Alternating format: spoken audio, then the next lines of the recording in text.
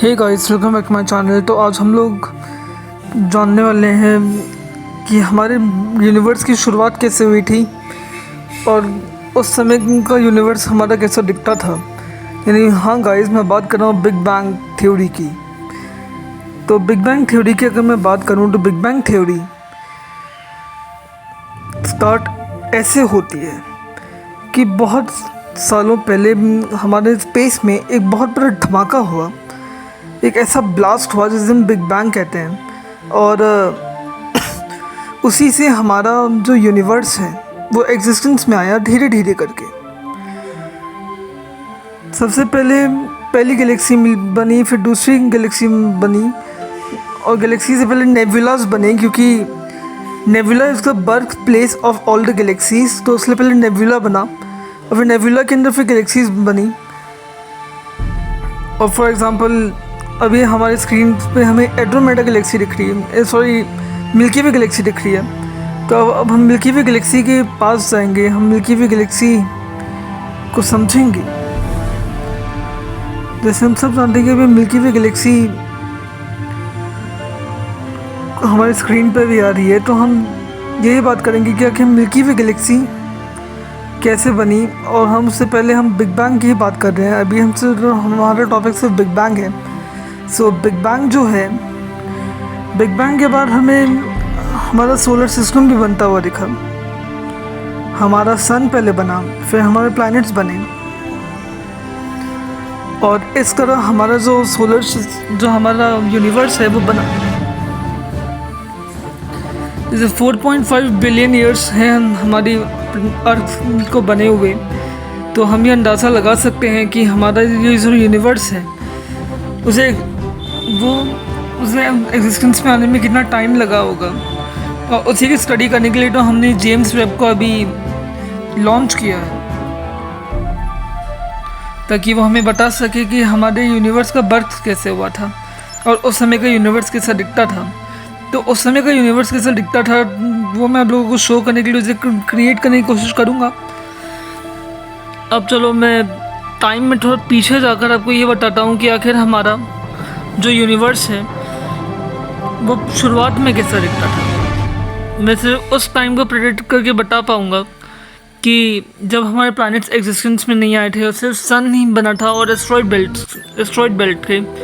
तो चलो हम सिर्फ उसी को जानते हैं और उसी वर्ड में हम समझ सकते हैं। तो गाइस, मुझे ये लगता है कि अब मैं आप लोगों को स्क्रीन पे वो दिखाऊंगा कि आखिर हमारे जो यूनिवर्स है वो एग्जिस्टेंस में कैसे आया।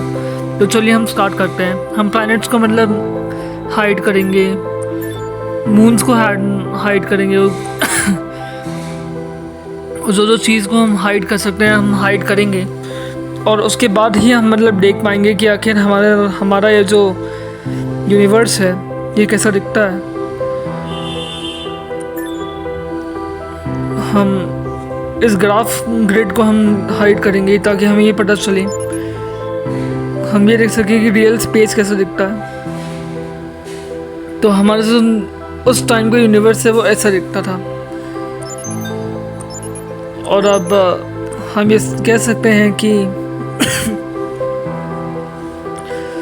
हम उसी टाइम में आ गए हैं जब हमारा यूनिवर्स बिल्ट हुआ था, जब हमारा यूनिवर्स एग्जिस्टेंस में आ रहा था, धीरे धीरे बन रहा था।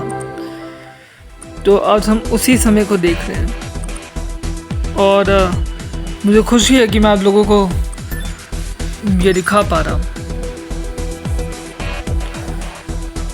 तो ये है वो वक्त, स्वागत है आपका उस यूनिवर्स में जब हमारे प्लैनेट्स भी एग्जिस्ट नहीं कर रहे थे, जब वो बस बनना स्टार्ट किए थे और सिर्फ सन के अराउंड से एस्ट्रॉयड बेल्ट ही थी। तो हमारा यूनिवर्स ऐसा दिखता था उस टाइम।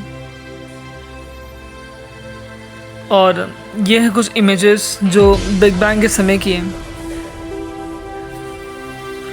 तो आप ये समझ सकते हो कि हमारा यूनिवर्स कितना समय पहले से है।